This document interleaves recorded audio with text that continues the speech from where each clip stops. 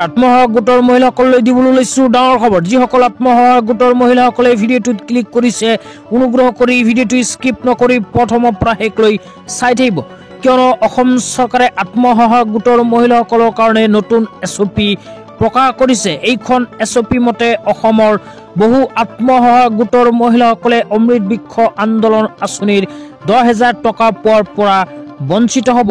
তো কোনবোৰ মহিলাই 10,000 টকা নাপাব জানিবলৈ অনুগ্ৰহ কৰি ভিডিঅ'টো স্কিপ নকৰি প্ৰথমৰ পৰা শেষলৈ চাব। আৰু মোৰ চেনেলত নতুন হ'লে প্লিজ চেনেলটো ছাবস্ক্ৰাইব কৰি মোৰ লগত থাকিব আৰু ভিডিঅ'টো শ্বেয়াৰ কৰি আপোনালোকৰ বন্ধুবৰ্গকো চোৱাৰ কাৰণে সুযোগ প্ৰদান কৰিব। তো বলক ভিডিঅ'টো আৰম্ভ কৰি এই বিষয়ত আমি বিস্তাৰিত জানি লওঁ।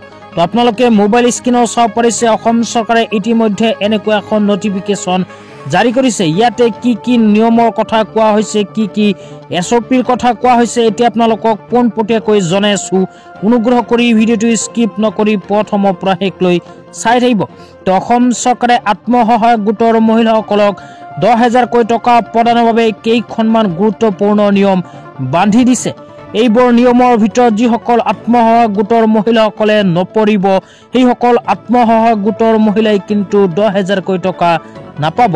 তো প্ৰথমেই কোৱা হৈছে অসম ৰাজ্যিক গ্ৰামীণ জীৱিকা অভিযানৰ অধীনত পঞ্জীয়নভুক্ত যিসকল আত্মসহায়ক গোট অসম ৰাজ্যিক গ্ৰামীণ জীৱিকা অভিযানৰ অধীনত পঞ্জীয়নভুক্ত সেইসকল আত্মসহায়ক গোটৰ সদস্যসকলেহে লাভ কৰিব 10,000 টকা।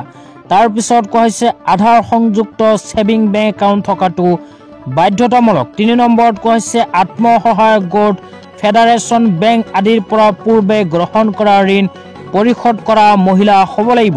তাৰপিছত 4 নম্বৰত কোৱা হৈছে ন্যূনতম এটা উপাৰ্জন সৃষ্টিকাৰী কাৰ্যকলাপত নিজে জড়িত হোৱা মহিলাসকল। তাৰপিছত কোৱা হৈছে নিজৰ উদ্যোগ সন্দৰ্ভত এক ব্যৱসায়িক পৰিকল্পনা থকা মহিলাসকলেহে লাভ কৰিব 10,000 টকা।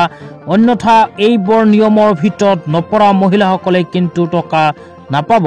তাৰপিছত কোৱা হৈছে বৰ্তমান 3টাতকৈ অধিক সন্তান নথকা মহিলা, যেনে সাধাৰণ অন্যান্য পিছপৰা শ্ৰেণীৰ ক্ষেত্ৰত যিসকল সাধাৰণ শ্ৰেণীৰ মহিলাসকলৰ 3টাতকৈ অধিক সন্তান থাকিব, সেইসকল মহিলাই কিন্তু 10,000 টকা নাপাব।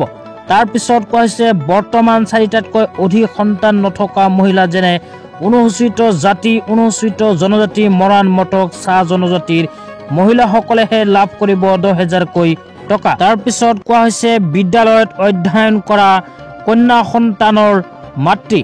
একেবাৰে শেষত কোৱা হৈছে অমৃত বৃক্ষ আন্দোলনৰ সময়ত ৰোপণ কৰা বৰ্তমান জীৱিত আৰু বৰ্ধিত গছপুলিৰ অধিকাৰী যিসকল মহিলাই অমৃত বৃক্ষ আন্দোলন আঁচনিৰ সময়ত গছপুলি ৰোপণ কৰিছিল, সেইসকল মহিলাৰ গছপুলিখন জীৱিত থকাটো বাধ্যতামূলক।